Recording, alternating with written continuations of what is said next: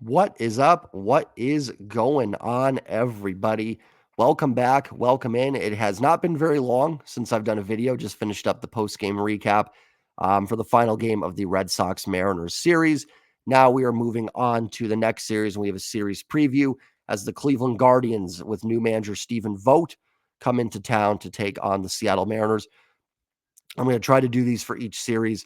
Listen, baseball is hard to break down, series by series. Anything can happen. I talked about in my post game video. Oakland swept Houston a couple years ago. They swept the Rays last year. Things happen in baseball. So I'm not here to necessarily make predictions, but we're going to look at the pitching matchups a little bit, where the Mariners can maybe take advantage and where they might have a hard time against, like I said, a really good Guardians pitching staff, bringing three pretty solid pitchers in this weekend. So if we thought Boston brought it, and they did, they pitched very well. It's not going to be any easier for the Mariners here to start off this weekday series. Before I get started, if you're new here, hit that subscribe button.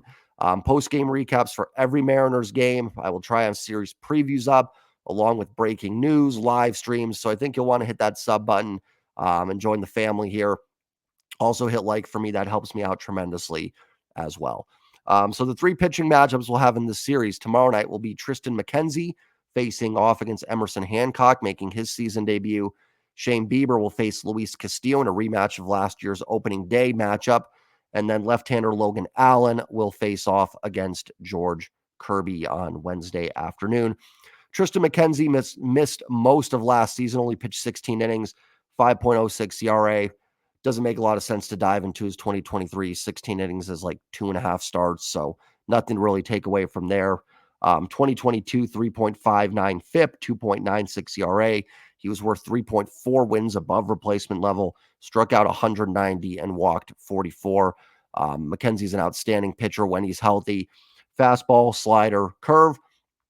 Threw his fastball the most in that order. Fastball, then slider, second most, curve, third most. Hopefully it is predominantly fastballs. We know the Mariners have had a lot of trouble hitting off speed and breaking stuff.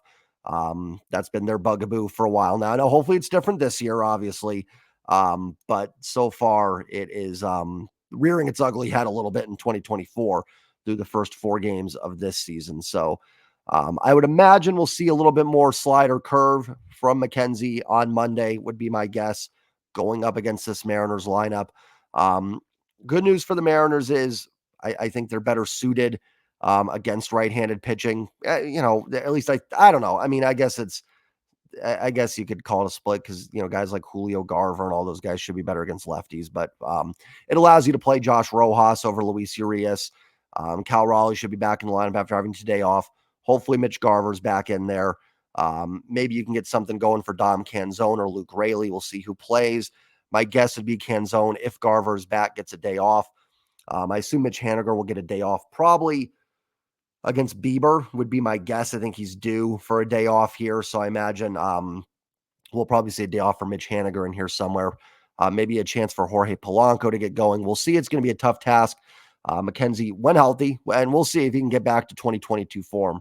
But if he does, he's a tremendous pitcher. Tall, lanky guy.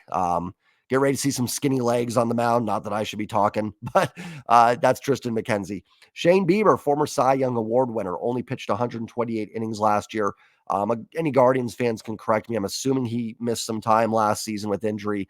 I didn't follow the Guardians too much, but 128 innings is not very Shane Bieber-like, especially off of a 200-inning season in 2022. Now, his 23 numbers were not bad, certainly down for Shane Bieber. And I thought even in opening day last year, I know the Mariners, I don't think they scored off of them, but they put some pressure on them. They had a lot of base runners, just couldn't capitalize with the big hits. But I remember watching opening day last year, not being overly impressed with Bieber, at least compared to what we've seen from him in the past. 3.8 ERA last year. That was up from 2.88 in 2022. 3.87 FIP in 2023. That was up from 2.87 in 2022. Struck out 107 batters, walked 34 last year, whereas in 2022, 198 strikeouts and 36 walks. Could have just been a matter of Bieber maybe wasn't healthy last year. I'm not sure on that. Obviously from a Mariners perspective, you're hoping you're seeing more 2023 Shane Bieber, who is certainly solid but hittable. If you're getting a guy going back to 2022 form, it's going to be a lot tougher task for the Mariners. Either way, it's going to be a tough task for the Mariners with two really, really quality pitchers going up to start the year. Should be looking at some, again, pitching duels. Hopefully, Emerson Hancock's up to the task. The velocity looked better in spring. The results weren't great. I try not to pay too much attention to pitcher results in spring training. They're working on new pitches and everything. So I'm not going to be too worried about, in 9 innings, what Emerson Hancock's ERA was. I will say last year when Hancock was up, I don't want to say I wasn't impressed. He made, 3-4 starts. Would have liked to seen a little bit more swing and miss last year when he was up here in the big leagues. Unfortunately, what was looking like Emerson's best start last year was in that game against Houston where he got hurt and ended his year. He was pitching well through a couple innings, but then unfortunately had to come out with injury, and we didn't see him again. It was a small sample size. I think Hancock made 3 or 4 starts last year. So we'll see how he does. This would have been Brian Woo's start, but Woo obviously on the IL with the elbow inflammation. So the Mariners pitching depth being tested early. I think Emerson Hancock can hold up fine. Obviously, I don't put him on par yet with the other guys in rotation, but he was drafted higher than any pitcher in the Mariners staff. That doesn't necessarily mean anything, but there is potential there. So hopefully we see the maturation of Emerson Hancock begin tomorrow. We know what Luis Castillo is going to bring to the table on opening day. Fastball velocity was good. Thought the few changeups he threw looked okay. The command control was not there on the fastball. He gave up the home run to Devers. I don't fault him too much there. I didn't think it was a terrible pitch. And Rafael Devers is a really, really good hitter. So I would expect Luis Castillo to bounce back. And then we know how good George Kirby is. And on Wednesday, George Kirby will face off against Logan Allen, left-handed pitcher. Made his debut last year in 125 innings, 3.81 ERA, 4.19 FIP, 119 strikeouts to 48 walks. Fastball, slider, split cutter, but a much more balanced arsenal, pretty evenly spread out with those pitches for Allen. So he could actually be someone that maybe gives the Mariners a little more fits. We'll definitely see Luis Urias that day. Probably see Dylan Moore in the lineup on Wednesday. So we'll see how that goes for the Mariners. Listen, it's going to be a tough task. This is another good pitching team coming in here. T-Mobile in the colder months is a hard place to hit in. So I would not be shocked if the offense still doesn't necessarily come out of the funk. I would hope it plays better. Not only for the Mariners offensively were the results poor against Boston, but the approach just wasn't very good. Now, they did have some hard hit outs that found gloves, but I mean, that's going to happen every series. They also had some bloopers drop in there for hits. So, those things just kind of even out usually over the course of a series and especially over the course of a season. So I just want to see a better approach. I don't expect them to blast McKenzie or Bieber or even Allen for that matter, but hopefully we see a little bit better approach at the plate for the Mariners, some harder contact, and just a better ability to string some runs together, just something the team did not do in this series. I would actually say the Mariners are probably fortunate to be 2-2. They played very poor in the series. I talked about I'm not worried about anything yet for this team. It's 4 games, and they came out of it 2-2, which is fine. But they're definitely going to have to improve the approach a little bit and just have some better at-bats, especially if you want to beat 3 really good pitchers. Now, on the flip side, Hancock, Castillo, Kirby should also be 3 very good pitchers. We're not sure yet on Emerson Hancock. We haven't seen him over the course of a full season. We still might not this year. But there's no reason to believe I don't think he can't be at least a legitimate, back-end starter. And then we know what Castillo and Kirby can do as well. And then the lineup and the offense that new manager Stephen Vogt, former Mariners bullpen catcher of last year, will be running out. We'll talk a little bit about the Guardians offense, which so far in 2024, small sample, 4 games, is 5th in the league in WRC plus. They played the A's, so, take that with a grain of salt, but they are 5th at 163 WRC plus, weighted runs created. The Mariners are 25th currently, just to give you context, I guess they're at 58 for WRC plus. Now, last year, the Guardians finished 22nd. Their WRC plus was 92. Again, for reference, the Mariners were 9th at 107. One thing the Guardians did have last year was the lowest K rate in all of baseball. This is a team that puts the ball in play. They will be aggressive. So, listen, the Mariners pitchers can miss bats, but, we'll see how it affects Emerson Hancock. I wouldn't expect a ton of strikeouts tomorrow, even though I mentioned that That's one thing I'm looking for him to raise that strikeout rate. I mean, more over the course of the year. Don't expect him to get a ton of whiffs against the Guardians necessarily. Anytime you play offenses like that, there's multiple things that can happen. You can sometimes get really quick outs and your stars can go deep into games because they're constantly putting ball in play, maybe not working counts very deep, and it can allow your star to cruise.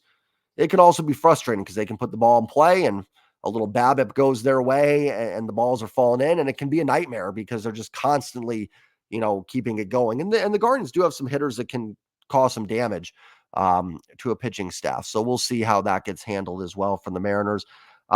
Stephen Kwan still there leading off, always a pesky hitter. Andres Jimenez. You've still got he'll be at second base. Jose Ramirez at third base. Josh Naylor, who had a couple times this year or in the offseason looked like might be a target for the Mariners for first base if there's going to be something with Ty France. I don't know if that ever got really cooking, but there were a few rumors of it. Bo Naylor doing the catching. They've got Ramon Laureano, former Oakland A, a guy that I wouldn't have minded the Mariners picking up last year off waivers at the end of the year, just help a little bit against left-handed pitching. Now the Mariners aren't throwing a lefty, so I'm not sure how much we'll see of Laureano.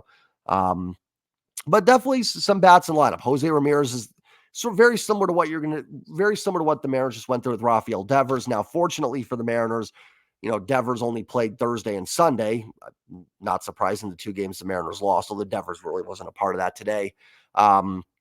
Same thing here. You got to contain Jose Ramirez. If you can do that, you should have a chance to shut down this lineup. Like I said, it can be pesky, certainly. We saw that last year when the Guardians came into Seattle, especially that game 2 against Robbie Ray, where they just kept stringing hits together. And that's what this team will do. It's not a great offense, but it is capable of kind of nickel diming you to death. And then Jose Ramirez coming up, Josh Naylor, and knocking a few out of the ballpark. So they are certainly capable of the good pitching staff. Honestly, listen, their lineup WRC plus wise was much worse than the Mariners last year. And I guess actually not very similar because they don't strike out. The Mariners strike out a ton. So my analogy, I think, is actually going to be very poor, but similar in that led by the pitching staff, and you hope the offense can do enough. Now, the offenses are built very differently, but kind of the same strategy, I guess, for winning, if that makes sense. So, we'll see what happens. Like I said, prediction-wise, I mean, I think tomorrow the Guardians have the pitching advantage with McKenzie against Hancock. Tuesday I think could be a toss-up. Just depends on what Castillo and what Bieber you get. And then Wednesday, I would say advantage Kirby. It's hopefully a series you can win. And that's what it's all about. If you can win 2 out of 3, you're winning 66% of your games. You should be in good shape. That's all I'm looking for at this point in the year. Get later in the year, you get a few games back and you're chasing things. Then we need to start talking about sweeps and everything like that. But right now it's winning series. You win the series, get to 4-3, and then you go to Milwaukee for your first, Milwaukee for your first road series of the year. So hopefully the Mariners can find a way to get 2 out of 3 here. I do think overall they're a better team than the Guardians, but the Guardians are certainly capable of coming in here and winning 2 out of 3 as well. And like I said, facing McKenzie and Bieber, and even Allen flashed some good stuff last year as well. So certainly not going to be an easy task for the Seattle Mariners. So hopefully they can get a bounce back and get going. That's all I've got. Just want to talk a little bit about the series. I'll do this each time. Some of them might be longer than others. I can't guarantee I'll have one up for every series just with work and everything. It may be tough. Have a great night, everybody. Enjoy the rest of your Easter, the rest of your weekend. Remember to hit that like button, hit subscribe, and go Mariners. Peace.